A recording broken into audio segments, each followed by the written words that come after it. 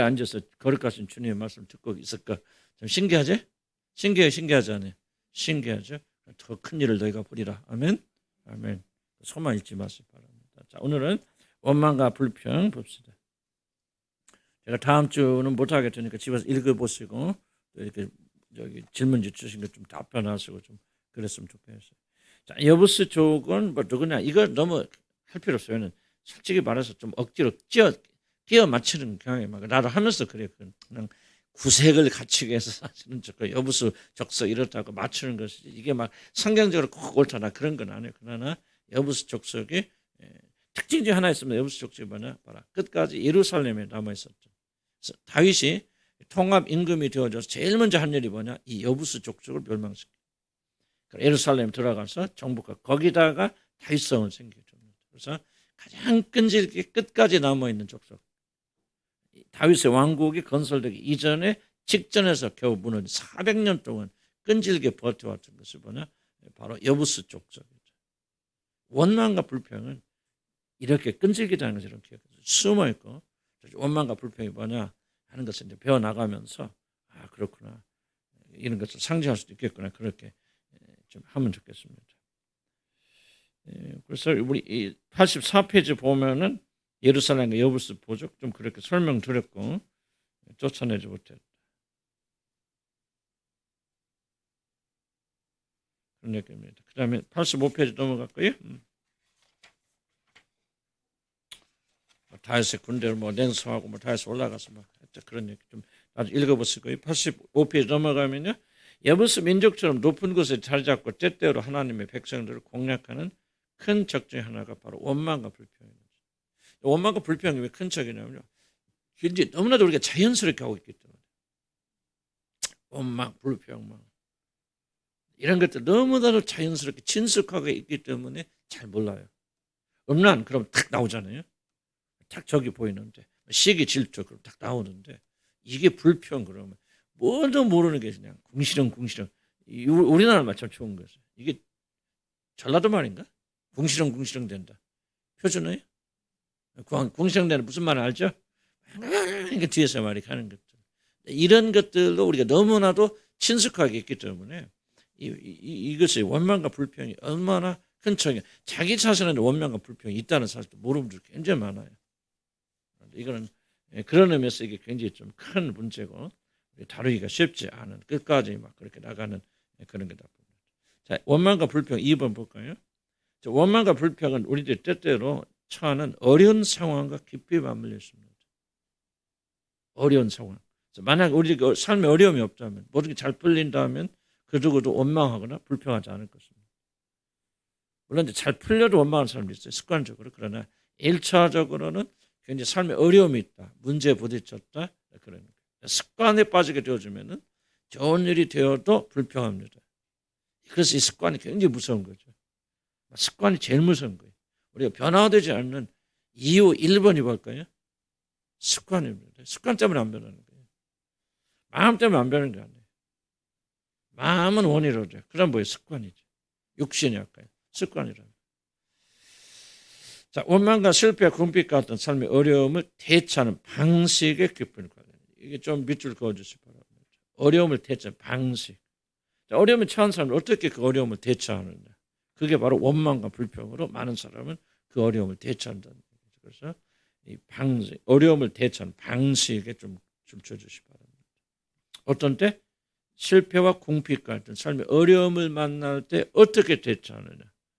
깊은 관련이 있습니다. 특히 원망은 자신의 삶에서 일어난 각종 실패나 살다 보면 많이 실패하잖아요. 그런 실패나 부족의 원인을 다른 사람들이나 하나님께 돌리는 책임 전가에서부터 시작됩니다. 그래서 이 원망과 불평은 책임 전가는 굉장히 밀접한 관련이 있습니다.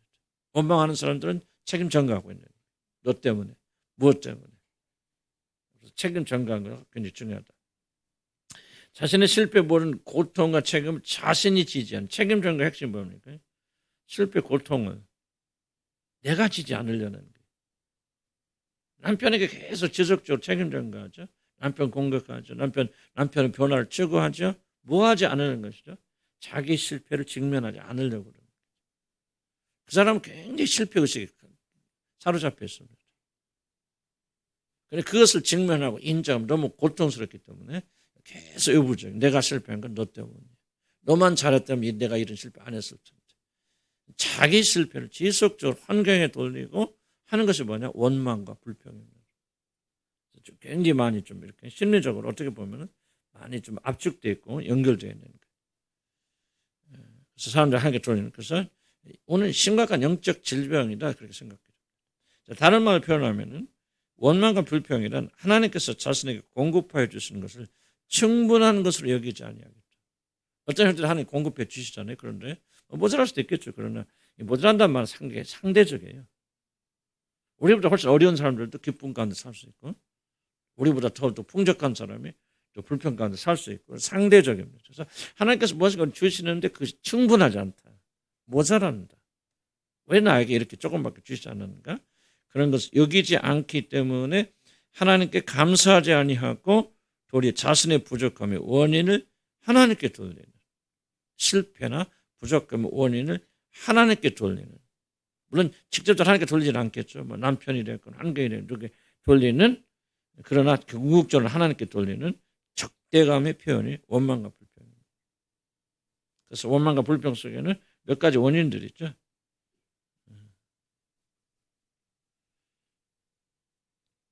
내 실패보다는 원인, 부족함의 원인이 하나님께 있다. 그러니까 뭐 하는 거예요? 불평하고 원망하는 거죠. 다른 사람들 혹은 환경, 그러나 궁극적으로 하나님 때문에 자신의 어려운 공경이 있다고 굳게 믿기 때문에 즉 언어를 통하여 자신의 불만을 표시하는 거예요. 많은 사람 표현하죠. 불만을 표현하고 궁시렁대기도 하고 비난하기도 하고 비하하기도 하고 여러 가지 뒤에 나옵니다만 그런 것들 통해서 영적 불만, 하나님께서 내게 충분히 주시지 않았다. 근데 이거는 이제 인정하기가 쉽지 않겠죠. 그러나 깊게 들어가게 되면 내 안에 하나님께 불만이 있고 불평이 있구나. 이걸 이제 마음속으로 표현하게 돼요. 자, 원망과 불평이 우리 안에서 생기는 데는 몇 가지 다음과 같이 요소들이 있다는 거죠. 이 요소들이 묶여가지고 원망과 불평이 나오게 됩니다. 첫째는 실패, 좌절, 부족함 같은 외적인 요소가 있습니다. 물론 아까 버릇이 되고 습관이 되어지면 이런 외적 요소가 없어도 습관적으로 불만한 사람 있고 불평한 사람 있고 굉장히 좀 이게 이제 좀 무서운 거고 이게 고치기 좀 어려워 이 부분. 실패, 좌절, 부족함 같은 외적 요소가 일단은 있습니다. 우리는 육적, 정신적 공경이 찾아올 때 우리는 원망합니다. 그래서 원망과 불만은 고통을 당하고 있는 어려운 자들에게 많이 일어난다. 물론 이것도 아까 말한 상대적 빈곤, 무엇이 절대적으로 행복하게 만드는가 하는 그런 개인차가 있다는 거죠. 개인차. 그러므로 환경적으로 어려운 일을 만날 때 특히 이 부분을 조심해야 됩니다. 어려운 일을 만나고 문제가 생기나면 이 원망과 불평이 튀어나오지 않도록 잘 관리하고 입술을 지켜야 된다. 언제 튀어나올지 못한 척. 왜냐하면 습관이 많이 관계되어 있고 표현이 관계되어 있기 때문에 말을 잘 참지 못하는 사람들, 저 같은 사람들은 원망과 불평이 굉장히 많습니다. 꼭 마음에 막 독이 있어서 그럴 수도 있고 다른 사람들 그 독이 적은데도 불구하고 습관으로 해왔기 때문에 근데 이 습관이 굉장히 악한 겁니다. 이걸 우리가 제거해야 됩니다. 고난에 대한 우리의 이해가 원망과 불평에 대한 적잖은 영향을 줄 수 있다. 아까 말했죠. 상대적이라 그랬잖아요. 고난에 대한 이해. 나만 이렇게 당하는 거 아니야. 나만 불공평한 거 아니야. 모든 사람은 인생. 그래 나는 이런 어려움이 있지만 저 사람은 저런 어려움이 있어. 인생은 공평한 거야. 라고 그렇게 생각을 한다면은 공평할 수는 없겠죠. 그러나 그런 식으로 생각한다면은 우리는 이 원망과 불평에서 상당히 자유로울 수 있다는 거죠. 내가 이제 이걸 강의를 해도 하루아침에 이런 변할 수 없어요. 이게 총체적인 것이 변해져 나가면서. 그래서 오늘 보니까 우리가 원망 안 하는구나 이렇게 되어지는 것이지 원망하지 않는 법 1, 2, 3, 4 외워서 뭐 해서 그렇게 되는 거 아니에요. 그건 하나의 법은 아닌 것 같아요. 다만 이 모든 총체적인 것들이 변하져 나가면서 사실 원망과 불평이 우리 안에서 표현되지 않아야 됩니다.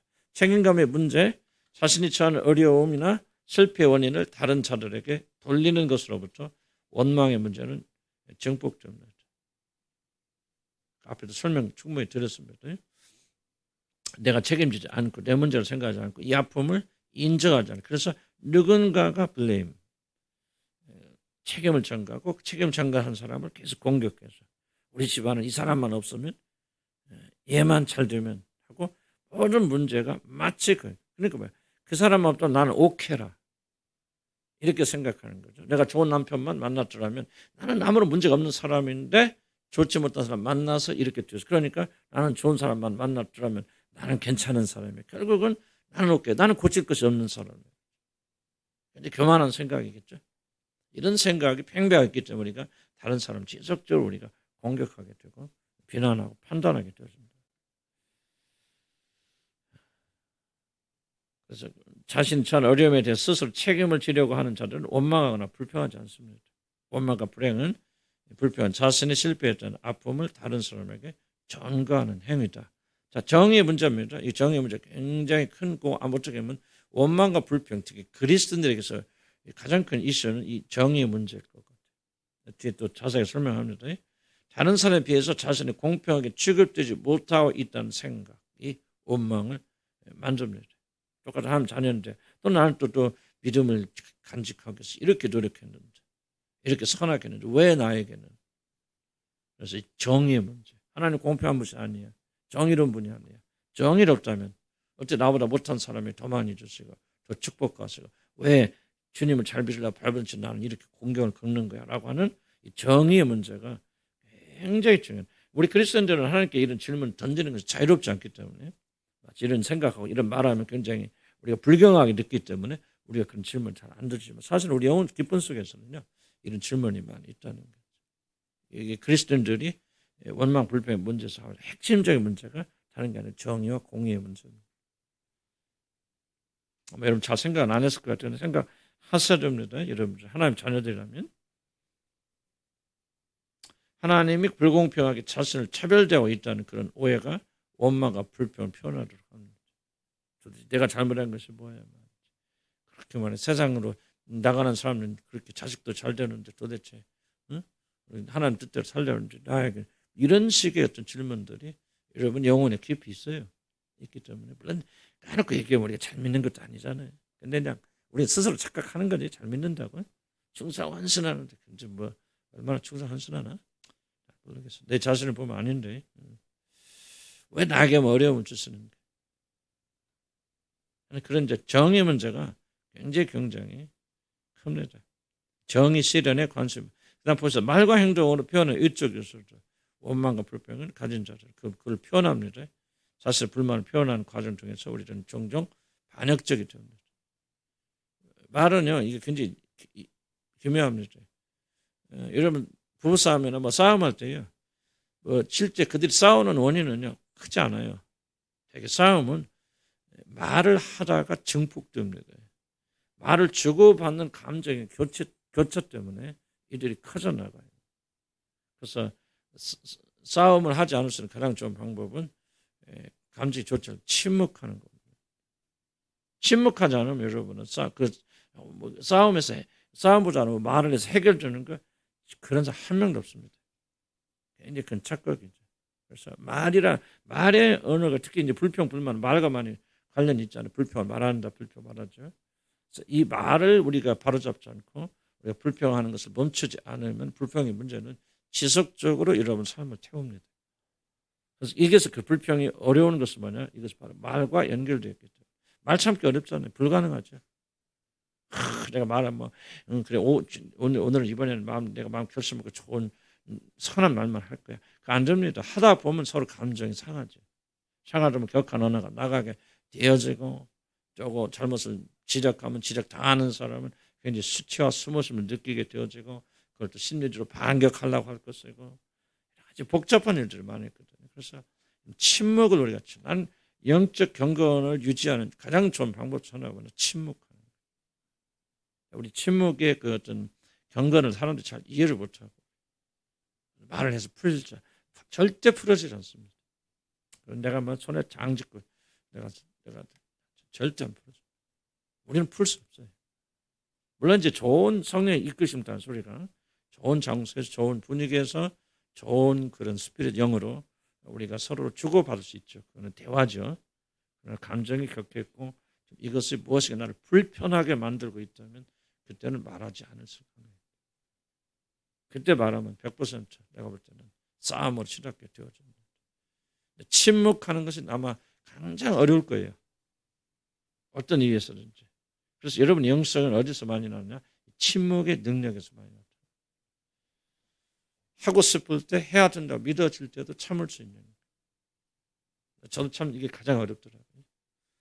참는다, 침묵하는. 옛날보다 좀 많이 나아졌는데 제 생각에 이게 나이가 들어서 그런 건지 성령 역사인지 저도 좀 헷갈릴 때가 있어요. 뭐든지 침묵해야 된다 그 말하고 있는 거 아니에요. 그러나 침묵을 굉장히 좀 중요하게 우리가 습관적으로 경건하게 사용해야 된다. 그럼 핵심 단어들 볼까요? 핵심 단어들은 실패. 이런 단어들, 지난번 설명했던 그룹이라는 것은 이런 단어들, 이런 행동들이 많이 일어나면은 이런 낭만과 절망으로 지금 대적하고 대항하는 것이 이런 많이 있겠다. 실패. 실패가 여러분 속에 있으면 이제 여러분들이 이렇게 대적하고 대항하는 일이 많이 일어날 수 있다. 물론 실패하면 어떤 사람은 그냥 속을 피해야 들어가는 사람들이 아무 말도 안 하고 그냥 팍 처박혀 있는데 여러분 그것도 굉장히 중요한 한 거에 반항하는 겁니다. 아이들이 부모한테 반항할 때 어떻게 하죠? 문 닫고 확 닫고 들어가 버리죠. 대화할 걸 얼굴 안 보려고. 이게 바로 뭐냐면 한거하는 나는 힘이 없어. 그러나 힘이 없기 때문에 내가 싸울 수는 없어. 그러나 나는 당신에 대해서 지금 대항하고 있고 대적하고 있는 겁니다. 하는 것이 뭐냐면 바로 방문 탁탁 들어가 버려요. 이해가지 무슨 말인지? 그 일종의 그 저항의 표현이에요. 힘없는 사람이 표현하는 저항의 그런 한 겁니다. 그래서 실패하게 되면 일단은 여러분이 이 원망하고 불평하는 일에 이제 많이 노출되어 있다. 뭐가 잘 되지 않았다. 꿈을 이루지 못했다. 뭐가 되는 이런 것을 여러분이 인식하셔야 됩니다. 뭐 나는 뭐 실패해서도 전혀 그런 것과 상관이 없다. 이렇게 말해버리면 여러분 고칠 거 아무것도 없어요. 심각해집니다. 그래서 여러분들이 한번 주님께서 주시는 그 지혜 가운데 또는 겸손함 가운데 실패했고 이렇게 상해서 나에게 원망과 불평이 상당히 나올 수 있겠구나 하는 것을 인식할 필요가 있다. 부족, 자신에게 주어진 것이 매우 작고 그렇기 때문에 항상 모자란다고 생각하면 여러분은 상습적인 불평과 원망이 여러분 안에 자리 잡을 수 있다는 겁니다. 상대적인 거죠. 난 항상 모자란다. 물론 꼭 필요한 양이 있을 것이고 어느 정도 가야 우리가 근데 이제 이거는 마음의 문제지 질량의 문제가 아니기 때문에 이를 잘 좀 점검을 해볼 필요가 있습니다. 부족은 상대적입니다. 자신의 행복을 위해서 어느 정도가 있어야 한다는 그 기준이 부족을 만듭니다. 내 말 꼭 잘 명심하셔야 됩니다. 얼마나 가지고 있느냐는 저 양이 결정하지 않습니다. 얼마만큼 되어야 행복할 것이라고 믿는 그것이 여러분 그 수준에 도달하기 전까지 그 사람은 아무리 많이 가져도 결코 만족하지 못하고 불평과 불만을 말할 수밖에 없다는 거죠. 그래서 부족이라는 그 단어도 항상 조금 이것을 확장시켜서 어디서 내가 만족할 겁니까? 집에 집착하기 시작하면요, 여러분요, 30배, 50배, 60배, 이제 평수는 줄을지 몰라도 그 다음에 어느 지역에 얼마가 오르고 참 이제 어느 형태로든지 매이기 시작합니다. 그래서 뭐가 해야 되냐면 어디서 만족할 것인가를 항상 점검해야 돼. 이제 되었다, 족하다. 하나님께 내게 충분한 거 이상을 주셨다. 여기서 멈추자. 성령께서 말씀하십니다. 말씀하실 거예요. 그걸 잘 기민하게 들으셔야 된다.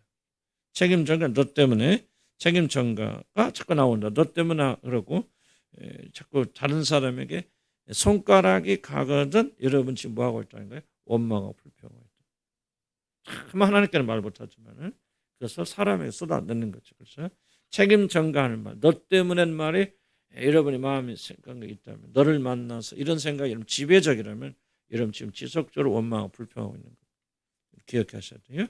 그다음 궁실거림. 참 우리나라 좋은 말 같아요. 궁실거림. 아름다운 말 같아요.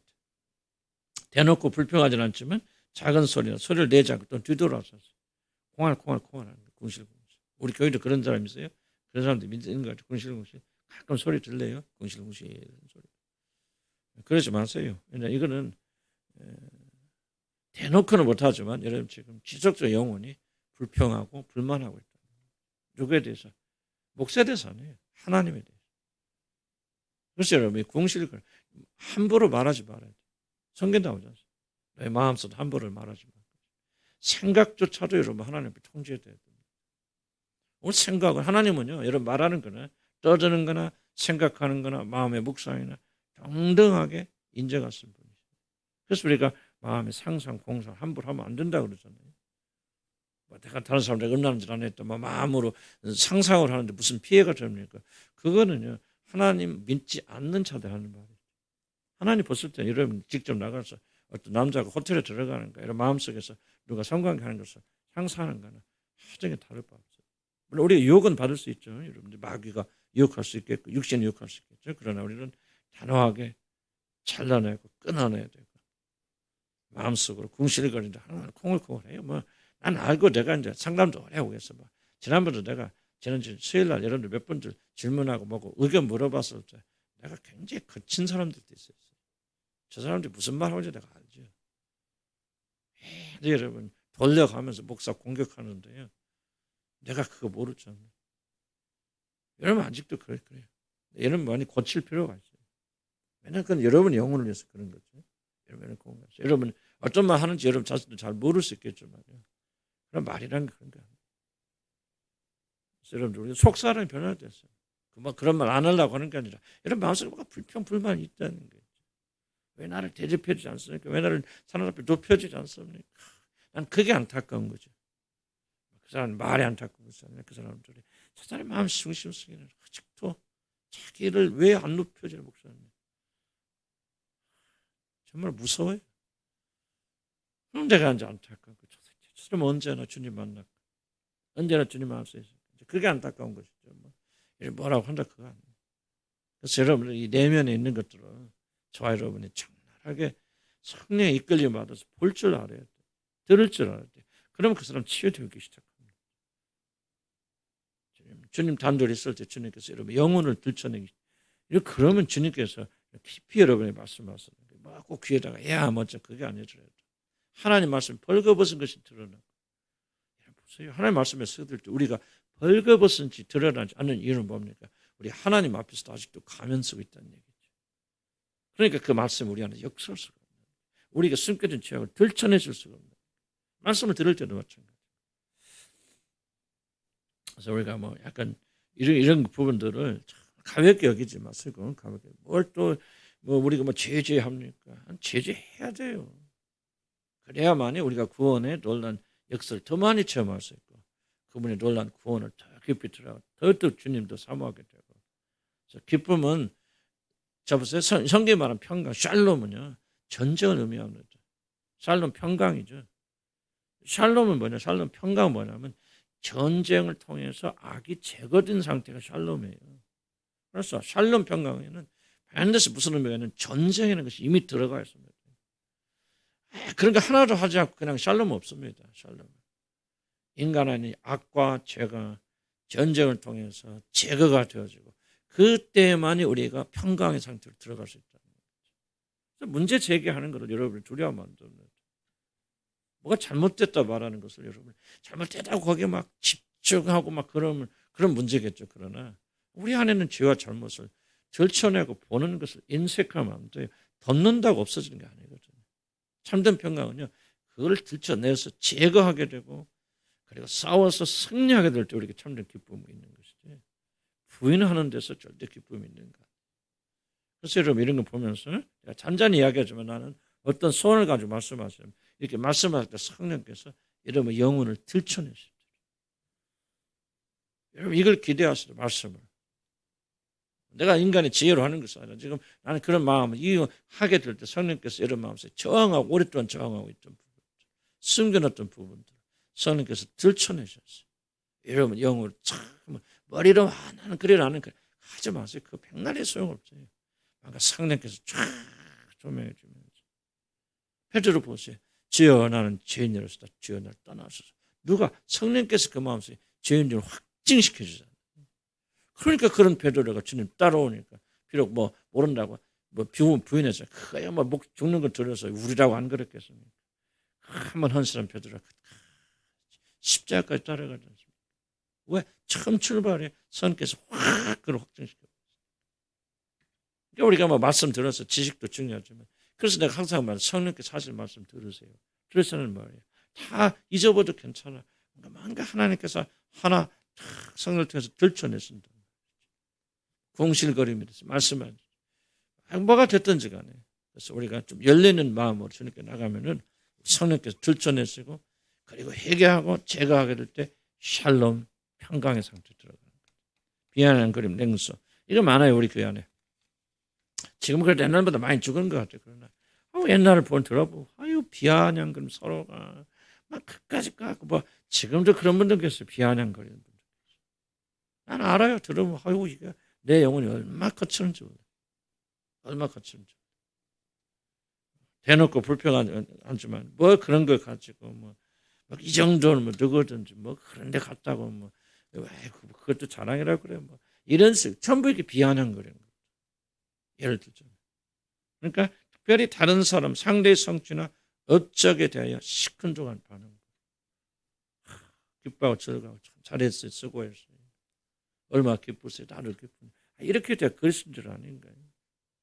그거 비하는 거예요. 그 말은 뭐예요? 지금 그 사람 안에 뭐가 있다는 거예요? 지금 원망하고 불평하는 게 있다. 난 옛날에 그랬잖아요. 옛날에 보면 장경도 목사 보면 장경도 목사 귀 많이 간지럽겠다. 그래가지고 뭐 저렇게 웃기기만 타네. 이게 비하는 거예요. 잘겠잖아. 어느 날 가만히 생각하면 내가 저렇게 웃기라고 나는 전혀 못 웃기고 그랬어요. 그래도 그분이 또 박식해요.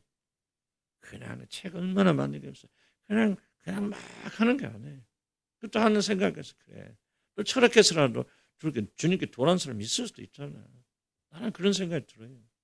처음부터 보고 많이 들어야 돼. 그렇게 해서 교회에 호감을 가지고 교회하다 보니까 순복음교회 그 일이라 그래. 순복음교회 막 사람들 막 복받으러 와요.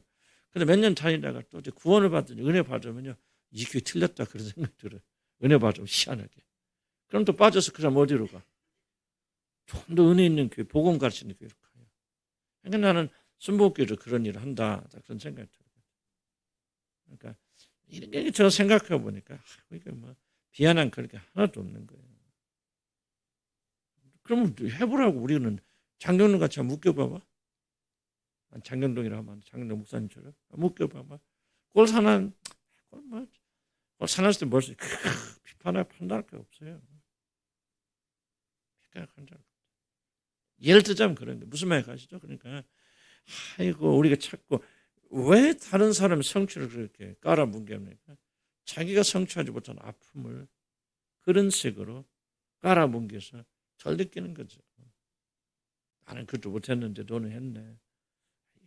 무슨 말이 가시죠? 이런 깔아뭉개면 해보시라고 여러분들 쉽지 않아요. 나도 장경동 목사처럼 해보려고 했는데 안 되더라고. 재주가 없어.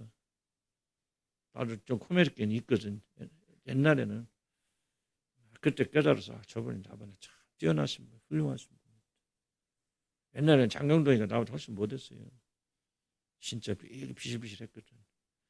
근데 지금 생각하니까 나는 진짜 아무런 비탄 없어. 나 속에 쓰라림 없어요. 그 장경동 목사 먹고 나 옳다 그 말이 아니에요. 다 그 말이니까 그거는 하나님 판단했습니다. 나는 생각 참 장경 목사를 크게 쓰시는 하나님, 참 하나님이 오르시고 그 하나님이 찬송 받으셔. 참 나는 인생이 불공평하다 생각 전혀 안 해. 그 사람도 그 자리에 올라가서 얼마나 노력했겠어요. 세상에 막 매일 몇 편, 하루 일주일에 2번씩 집회하죠. 그 집회자는 차 속에서도 책을 손에 쌌는데 웃기려고 그러지 만 그거는 나 몰라서 거기까지는 그러나 하여간 우리는 남 비난할 거 하나도 없어요. 그렇죠? 실패 의식이 올라오면 비난하게 돼요. 그래서 다른 사람 비난하거든. 지금 내가 쓴뿌리가 올라오고 있구나. 뭔가 불편하고 지금 다른 사람의 성공이 지금 가슴을 찌르는구나. 그래서 자꾸 비아냥거린다. 비아냥거리는 게 이런 가벼운 거 아닙니다. 영혼에 큰 병이 들렸다는 증거. 그래서 난 우리 공동체는 절대로 그러면 많이 좋아졌지만 그런 사람 없었으면 좋겠다. 아무도 아닌 것 같아도 그 사람은 그거 이루기 위해서 노력한 사람 거예요. 칭찬해주고 격려해주고 같이 기뻐해주고 참 잘했어. 참 잘했네. 뭐 그런 식으로 하면 돼요. 무시하고 멸시 하찮게 여기죠. 이스라엘 백성들이 뭡니까? 만나를 하찮게. 우리가 이 하찮은 음식을 멸시하는. 하나님이 주신 하늘의 생명은 뭐라고 합니까? 하찮대. 이런 다른 사람 선물 받을 거 뭡니까? 그런 생각 안 하고 저도 그런 생각할 때 어떤 선물 주면 나한테 맞는 거지. 자기들 좋아하는 것만 줘. 난 짜장면 좋아하는데 맨날 우동만 사다 줘. 그런 분들 계세요. 그러면 받을 때 내가 참 차라리 안 받으면 못 찾아. 그런 마음이 들기도 하지만 또 어떤 때 보면 뭐 이런 거 참 무슨 마음이 지금 내 마음에서. 이게 하나님 보실 때 얼마나 이게 아름답지 못한 말. 이해가시죠? 자, 우리가 좀 변화돼야 돼요. 주님 마음을 좀 가져야 되고 하나님께서 이러면 절대 만족하지 못하는 거. 지금 여러분들이 하는 일이 별거 없다. 돈이 없다. 여기까지 이게 지금 무언입니까? 하나님께서 이런 주신 것을 하찮게 여기는 거예요. 이런 받지 않은 하나님부터 받지 않은 것이 뭐가 있어요? 모든 것이 하나님부터 온 것인데 그걸 하찮게 여겨요. 밥상에 있는 김치 하나를 하찮게 여기는 거예요. 내가 막 이거 먹으려고 사는 사람 이해가 무슨 말인지? 여러분이 잘나서 지금 이렇게 사는 줄 알아요. 하나님 다 끝내죠. 죽으면 10번도 더 죽을 사람 인간들. 지옥 가면 벌써 갔을 사람들. 길바닥에 쫓겨나서 눈물 흘려서 그렇게 살 수 있는 사람들 한둘이 여기 따놓고 얘기합시다. 뭘 그렇게 우리들이 하나님께 주신 것을 여러분 하찮게 여겨요. 하나님 은혜 안 줬으면 밥 새끼 먹고 살 사람들이? 예? 좀 생각해야 돼. 은혜는 다른 건 자꾸 생각해야 돼. 이것밖에 안 줘. 내가 뭐 전부 왜 그렇게 샀습니까? 이는 얼마나 교만한 줄 하나님께 보실 때 가정스러운 악입니까? 윤리로 도덕적인 죄보다 더 큰 죄라. 이거 하나님 주신 것을 멸시하고 하찮게. 벌써 이스라엘 백성들 보십시오. 하나님이 주신 생명의 만나를 보고 우리가 이 음식을 하찮게 여기노라. 얼마나 무서운 말입니까? 그럼 우리는 안 그러냐 그 말이지. 나도 우리 교회를 보면 지금 요즘 많이 좀 더 변화 많이 시켜줘서 뭐 어려운 점도 있고 지금도 사실 그러니까 우리 교회는 뭐 문제 떨어지면 우리 교회는 끝나는 거 아니에요. 문제와 우리 교회는 그렇긴 하지만 정말 난 정말 이게 요즘은 그래요. 좀 이 영광이잖아. 내가 나와서 복음을 전하는데 영광이잖아. 영광스러워. 그리고 참 이해는 못하죠. 그냥 이해준 목사님 말씀하시면 그렇죠. 잘 드러나고 발버둥치는 인간들에게 앉아있지. 그렇죠? 그렇죠? 그 영광 아니 감사. 이걸 내가 하찮게 여긴다. 이거 얼마나 무서운 일. 나는 그래서 몇 년 됐어요. 삼촌이 내 생각을 바꿔줬습니다.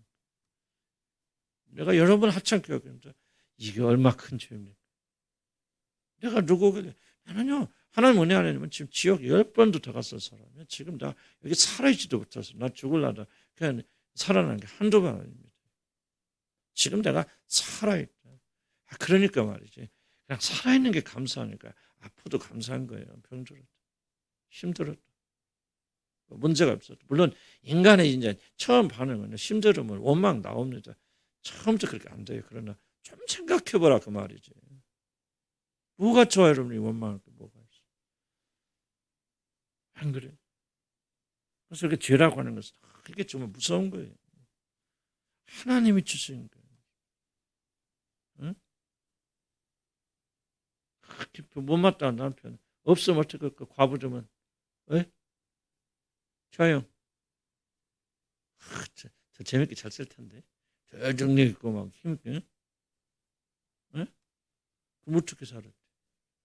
그렇죠? 예를 들죠. 자매가 그렇다는 게 예를 들어 앞에 앉았으니까 그냥 질문 그렇게 예를 드는 거예요. 아이고 참. 모든 것이 은혜인데 이게 참 욕심, 탐심, 이게 주님에 대한 대적 대항 이게 있어가지고요. 감사하지 못하는 거예요. 감사하지 못하는. 그래서 내가 뭐 공부도 하고 뭐도 막 그러니까 이거 좀 잊어버리시기 바랍니다. 우리가 죄인들을 한번 생각해 보세요. 하나님 행악한 죄들을 생각하면 10번 죽어도 마땅한 사람들이니까 무시, 멸시, 하찮게 여기는 것도 정말 큰 죄다. 경멸 없인 여기는. 경멸.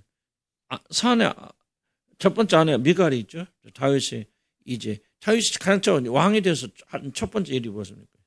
복개 모셔오는 일입니다. 이스라엘 통합왕 유대 지파와 많은 지파 통합 왕이 되었는데 첫 번째는 벗겨보셨습니다. 첫 번째 실패했지만 두 번째는 다시 모셔오지 않습니까? 모셔오는데 그때 너무 기쁘고 즐거우니까 다윗왕이 춤추잖아요. 춤추는데 그때 사람들 더운 나라니까 그냥 그때 뭐 속옷이나 제대로 있었겠어요. 그냥 이렇게 두르고 그냥 밑에서 보면 다 보이고 막 이런 거죠. 그런데 계단에 오르면서 너무 감격스러우니까 그냥 다윗이 백성들 앞에서 왕이 막 춤추잖아요. 그러니까 그걸 미가를 보고 뭐요? 성경 뭐라 씁니까? 심중에 업신여기더라. 이스라엘의 왕이 계집들 앞에서 자기 벗을못을 보이고 업신여기더라고. 정말 이게 우리도 경멸하고 업신여기고 뭐 무시 멸시 비슷한 얘기예요. 그러나 좀 같은 명령에서 우리가 한번 생각을 해보자는 거죠. 경멸하자는 거죠. 뭐 기도만 하면 다냐 말이지. 예를 들면 그런 식으로 경멸할 수도 있고 저 사람은 성품이 그러고 뭐 경멸할 수도 있고 무시하고 이게 정말 우리가 하나님께서 우리 눈을 열어주시면 정말 회개밖에 안 돼요. 나는 그렇게 생각해요. 회개밖에 할 게 없어요. 우리는 주님과 너무나도 동떨어졌죠. 주님 보세요. 그 조그만 연한 수로보니까 여인 같은 사람 가다가 만져서 그냥 지나갑니까 우리 주님께서? 삭개오 나무에 올라갔는데 그냥 지났습니까 우리 주님? 경멸하지 않잖아요. 삭개오가 내려와라. 한 영혼들 다 구원하시고 건지시고 얼마나 값지게 여겼습니까? 이게 진짜 믿음 아닌가요? 어쨌든 이런 것들이 많이 일어나고 못마땅히 받아들이 과거에 그러니까 잘 나가던 시대 내가 왕년에 이 무시 속에 자꾸 옛날 생각하는 사람들. 과거에는 왕년에는 내가 이렇게 잘 됐었는데 잘 나갔었는데 그때부터 내가 못해 그때부터 저거 뭐 해간 과거와 비교하면서 하는 것들 뭐 그런 것들 아쉬움 이런 것들이 다 그런 것들. 영적 계기판 그걸 합시다. 한 페이지면 됩니다. 이런 이제 이따 이제 숙제하실 때 보면서 이제 어떤 것들이 여러분의 삶 속에 많이 좀 등장하고 있는가를 조금 살펴보면 좋겠다. 자, 영적 계급판 봅시다. 자, 원망과 불평, 우리 어려운 시기에 하나님에 대해서 어떤 태도를 가지고 있는 보이는 가장 정확한 영적 측정 기준. 가장 정확하다는 말은 좀 틀릴 수도 있겠죠. 다른 것도 있을 수 있겠네. 그러나 그런 것들 중에 하나라고 볼 수 있습니다. 왜 그렇습니까? 모든 것이 잘 될 때는 아무도 하나님 원망하지 않습니다. 뭐든 잘 될 때 하나님 원망하면 누가 있습니까? 이때 감사는 신앙이 없는 사람들도 그 누구도 저절로 감사하고 찬양하고 떡도 그래요. 그러므로 사람이 잘 나갈 때 그 사람의 신앙을 측정하는 것은 매우 잘못된 것입니다.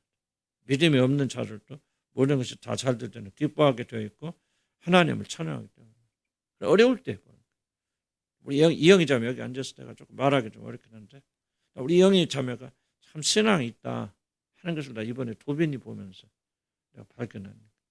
참 멍청인 줄 알았는데 도빈이 정말 극한 상황에 들어갔는데 당황도 하고 두려워도 하기도 그렇긴 하지만은 내 믿음으로 정말 잘 견뎌내는 내가 그거 보면서 원래 개인 이야기에서 좀 죄송해요. 그러나 또 다른 부족한 것도 있겠지만 난 그때 우리 이영희 자매 우리 김은희 자매도 보면서 지금 남편이 거의 좀 사경을 헤매고 지금 중환자실 들어가 좀 이따 기도할 겁니다. 거의 이제 마지막 순간. 기쁜 소식은 김은희 자매 남편이 주님을 믿겠다고 그렇게 말하고 정말 이렇게 그런 상태로 지금 중환자실 들어가서 아마 또 기적이 일어나지 않는다면 마지막 가시는 순서가 아닌가 조금 시간이 더 걸릴 수도 있겠지만 근데 이렇게 우리 김은희 자매도 보면은 이게 저분이 왔다 갔다 뭐 신천 전날 그래가지고 내가 참 내가 그냥 다른 교회 보내려 너무너무 힘들어. 그런데 이제 이 믿음이 어쩐 때 이런 때 딱 드러나니까 그 소망이 있지 않고 주님께 매달 보면은 뭐 다른 분들도 다 많은 그런 경험했지만요. 바로 이때가 바로 여러분들이 참된 믿음이 드러난 때입니다. 우리가 뭐 잘 될 때야 뭐 감사하고 찬양하고 기뻐하고 즐거워하고 떡도 하고 춤도 추고 그렇지만 정말로 이런 어려운 위기 속에서 무엇이 여러분에게 나오느냐가 좋아요. 그래서 저도 이걸 정말 회개하는 심정을 썼다는 것은 정말 내가 이 글을 써가면서 주님이 이제 주신 대로 써갔지만 써가면서 정말 제 자신이 많이 부끄러웠어요. 정말 어렵고 힘들 때 뭐하냐. 나는 불평 불만해. 내가 이제 체질이 그렇고 나는 좀 성품이 그래서 그럴 수도 있죠. 그러나 그렇긴 하지만 마음에 있는 것보다 말하는 게 더 많은 사람이니까 이제 그렇긴 하지만은 그런 내 자신을 보게 될 때, 야, 정말 이게 물론 장기적으로 이렇게 견뎌 나가겠지만은 불평과 불만의 말이 순간적으로 튀어나온다. 그렇다면 내가 진짜 내 믿음이 어디 있는가? 정말 하나님 앞에 제 자신이 굉장히 부끄러웠어요.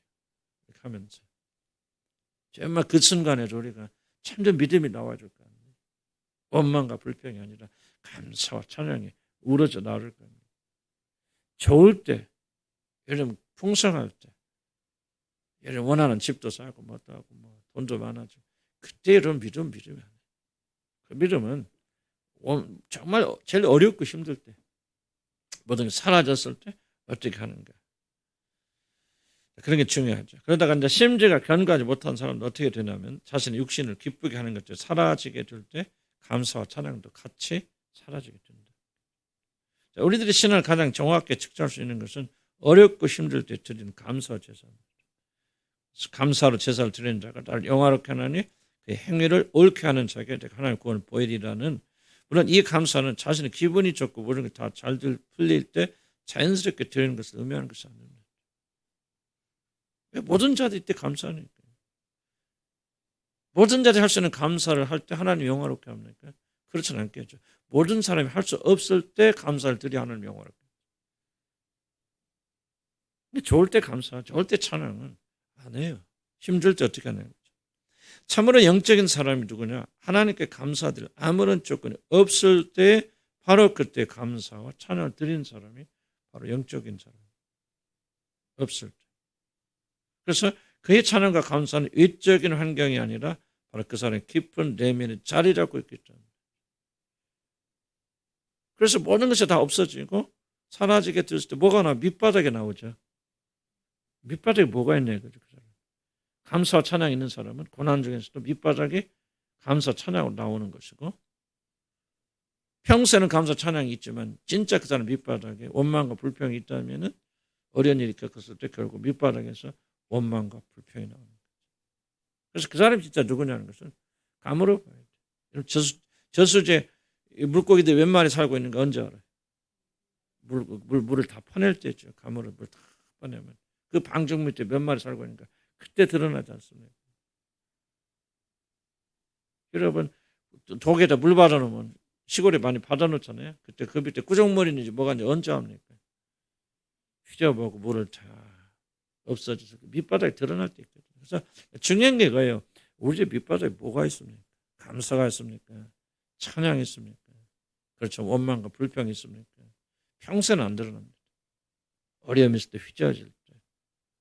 그때 바로 그 사람 영혼이 있다는 거죠. 그래서 영적 계기판. 이런 영적 어떤 사람인가 언제 드러납니까? 고난받을 때. 어려움을 겪을 때. 시련을 겪을 때. 여러분이 누구이며 여러분 영혼이 얼마나 건강한가 하는 것은 영적 계기판이죠. 그러면 한 사람의 영적 기쁨은 고난을 당할 때 그 사람이 보여주는 감사의 태도를 알 수 있습니다. 하박국 한번 같이 읽어볼까요? 우리 내가 들었으면 이게 앞뒤 맥락이 중요하더라고요. 그래서 다 좀 적어서 한번 읽어볼까? 시작. 내가 들었으므로 내 창자가 흔들렸고 그 목소리로 말미암아 내 입술이 떨렸도다. 무리가 우리를 치러 올라오는 환난 날을 내가 기다림으로 썩이는 것이 내 뼈에 들어왔으며 내 뽐은 내쳤어. 자, 보세요. 이게 지금 이 사람이 처한 상황이죠. 내가 환난 날을 내가 기다리면 썩이는 것이 내 뼈에. 그러니까 이 사람이 감옥에 갇혀 있든 뭐가 있든지 고난 중에 있고 고통 중에 있죠. 뼈에 썩이는 것이 들어올 정도로 그는 지금 환난을 겪고 있을 때, 그래서 내 몸은 내 처소에서 떨리는 상황 속에서 그다음 뭐라고 하죠? 그다음 시작. 비록 무화과 나무가 무성하지 못하며 포도나무에 열매가 없으며 감람나무에 소출이 없으며 밭에 먹을 것이 없으며 우리의 양이 없으며 위안간에 소가 없을지라도 나는 여호와로 말미암아 즐거하며 나의 구원의 하나님으로 말미암아 기뻐하리로다. 그러니까 하박국 선지자 처해 있는 상황은 가장 최악의 상황이죠. 이런 상황에서 무엇이요? 나는 여호와 하나님으로 기뻐. 왜 여호와 하나님을 기뻐합니까? 하박국 선지자 밑바닥에 뭐가 있다는 거죠? 하나님이 있다. 그러니까 다 고난을 해서 다 믿고 의지하고 뭘 다 사라지게 됐을 때 밑바닥밖에 안 남은 상황 속에서 뭐가 나오냐? 이제 그때 찬양이 나오고 감사합니다. 하나님 있으니까 하나님으로 기뻐지고. 그러나 이게 안 돼 있으면 가장 어려운 시간 속에 좌절과 절망과 낙심과 이런 것을 계속 우러져 나온다면은 여러분이 뭐 하나님 아직 모른다 할 수는 없지만 여러분의 영혼에는 결국은 이런 부정적인 것들이 가득 차 있다는 얘기죠. 이게 바로 우리 영혼의 현주소다. 그 사람 구원 안 받았다 그 말 아니겠죠. 구원 받았지만은 그것이 바로 밑바닥에 있는 것들이 하나님으로 바뀌어서 나가요. 그렇게 되면 이제 결국 나중에는 이런 환난을 받을 때도 하나님을 위해서 기뻐하고 즐거워하는 그런 자들이 된다는 거죠. 자, 하박국 선지자는 기뻐하고 감사는 아무런 조건이 없을 때 자신을 오직 구원의 하나님이 인하여 기뻐할 것이라고 고백합니다. 바로 이것이 참된 신앙입니다. 기뻐할 수 있는 조건이 없을 때에도 하나님 한 분 때문에 기뻐하고 즐거워하는 것이야말로 신앙의 꽃이며 열매입니다. 그러면 우리들이 매주 어려울 때 올라오는 원망과 불평은 우리들이 진정 누구인가를 알려주는 중요한 지표입니다. 사실 그때 비로소 우리는 자신의 영혼의 밑바닥에 무엇이 있는가를 알게 됩니다. 이게 중요합니다. 여러분 영혼의 밑바닥에 무엇이 있는지를 여러분 자신 잘 모른다는 사실. 그래서 우리 마음이 그처럼 예레미야 선지자도 마음같이 부패된 것이 어디 있겠냐. 그러나 그것을 누가 알리야. 심히 거짓도 부패된 것을 누가 알리야. 자기 자신도 모른다. 그래서 성경에 나오죠. 하나님의 영위에는 우리의 하나님의 속사를 알 자가 누구 있고 하나님의 영위에는 우리의 영을 알 자가 누가 있고 우리 가장 깊은 곳을 알 자가 누가 있냐. 그래서 평소에는 여러분 어떤 신앙이 있는지 알까 모를까요? 모릅니다. 성령께서 말씀을 통해서 이 말씀을 통해서 드러내게 됐을 때 그리고 이 고난과 환난을 통해서 이런 믿고 의지가 다 사라지게 됐을 때 이제 밑바닥 나오잖아요. 저수지가 밑이 드러나게 될 때 그때 고기가 몇 마리 들어있는가 무엇이 들어있는가 어떤 교가 들어있는가 바로 거기서 드러나게 되어진다. 그래서 우리는 그 두려워하지 말고 이것이 드러나야 우리가 회개. 그래서 회개라는 것은 함부로보다는 쉽게 할 수 있는 건 아니죠. 성령의 역사 없으면 회개할 수 없죠. 자, 우리 영혼에 깊은 것에 무엇이 있는지를 성령께서 드러났을 때 우리가 회개할 수 있는 것이죠. 그냥 성령의 역사가 없어요. 그냥 우리가 피상적으로 그냥 뭐 용서하세요. 반복한다 회개가 아니지 않습니까? 뭔가 성령이 우리 가슴에 깊이 숨어지는 이 죄악을 보게 하시고 정말 평소에 전혀 드러나지 않고 나 자신에게도 알려지는 이 악이 거짓이라는 숨겨져 있는 것을 성령께서 드러나게 됐을 때 우리가 그때 비로소 회개할 수 있는 거 아니겠어요? 그래서 이런 기회를 우리가 놓치면 안 된다는 거죠. 모르는 것이 잘 될 때는 전혀 드러날 수 없고 그래 평소에는 이러한 것들이 있는지조차 모르는 영혼의 깊은 침전물들이 바로 이 어려운 시기에 표면으로 떠오르게 된다는 뜻입니다.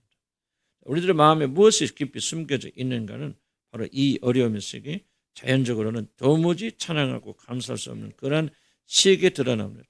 바로 이때 올라오는 것이 바로 우리들 자신이고 감사와 찬양 그리고 원망과 불평이야말로 우리의 영혼을 정확하게 보여주는 영혼의 계기판입니다.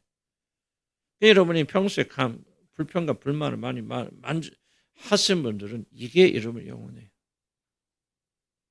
그래서 내가 이걸 심각하게 저도 습관적으로 많이 불평도 많아 불만도 물론 이제 습관적인 영역이 상당히 있어요. 저한테는 그것도 어떤 그런 성격적 기질적인 것도 마음에 품지 않고 해놓는 그런 걸 감안하더라도 내 영혼에서 이런 것들이 올라온다고 하는 것은 정말 내가 생각하는 만큼 나는 신앙이 없는 것 같아요. 주님과 관계가 좋은 것이 아니죠. 그럼 뭐 거기서 낙망하고 절망하면 그러자고 하는 것은 아니고 바로 거기서부터 우리는 새롭게 주님을 향해 나가고 출발해 나가서 우리 밑바닥 수원지 밑바닥이 깨끗하고 정결하게 되어집니다. 우리가 이걸 위해서 사실 이 작업을 하는 거죠. 무엇에 여러분 어려울 때 무엇에 올라오는 가장 힘들 때 아무것도 의지할 것이 없을 때 실패로 끝났을 때 여러분이 계획하고 큰 에너지를 투자했던 것들 아무런 열매 없이 되돌아올 때 여러분에서 뭐가 올라옵니까? 그때도 기쁨과 감사가 올라옵니까? 아마 그런 말 아무도 없을 거라 생각이 돼요. 저부터도. 그러나 적어도 그것을 올바른 방향이라고 하는 것을 우리가 이해할 수 있죠. 그러죠? 저도 우리가 그런 사람 되기 원하죠. 그리고 그렇게 되어져야 되고 되어질 수 있고 이 일을 하기 위해서 우리가 좋아 이런 작업을 하는 거예요. 우리가 구원받고 예수 믿고 아니죠. 그런 단계는 이미 지나갔고 여기 앉아 계신 분 중에서 만약 거듭나지 못하 구원받지 못했다면 이 모든 작업은 아무런 열매가 없이 끝납니다.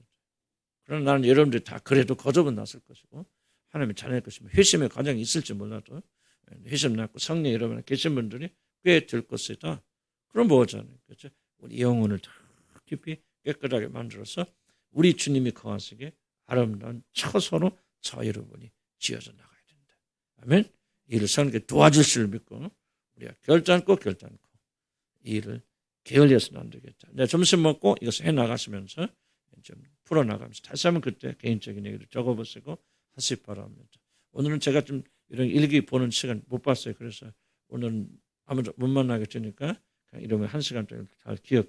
다음부터 이거 쓰는 시간은 내가 좀 누구를 안 만나야 되겠다 싶어요. 왜냐면 그분들은 놓치니까 이거를 괜히 중요한 시간. 그래서 1시간 동안 점심 먹고 다른 데 가지 마시고 집에서 쓰지 마시고 여기서 또는 여기 또 옆에 또 지하학교 방도 있고 저기 그러니까 각자 좀 흩어지고 그렇게 하셔서 1시간 동안 주님 가면 씨름하시고 기도하시고 씨름하시고 또 그때 주님 음성 들으시고 그래서 1시 반, 2시 반에 제가 와서 다시 한번 점검하고 지난번 같이 그럼 너무 2시 반 듣나? 어떻게 됐지 지난번에? 다 할 때 3시 끝났는데 2시 반 모이면 조금 늦을 것 같죠? 3시 못 끝날 것 같죠?